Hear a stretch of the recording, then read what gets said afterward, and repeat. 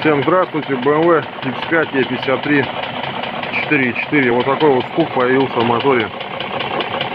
Может быть, кто-нибудь что-нибудь подскажет, в чем причина, что это такое вообще. Ориентир где-то получается, если стоять по правой руке, получается. В левой головке, если сидеть за рулем.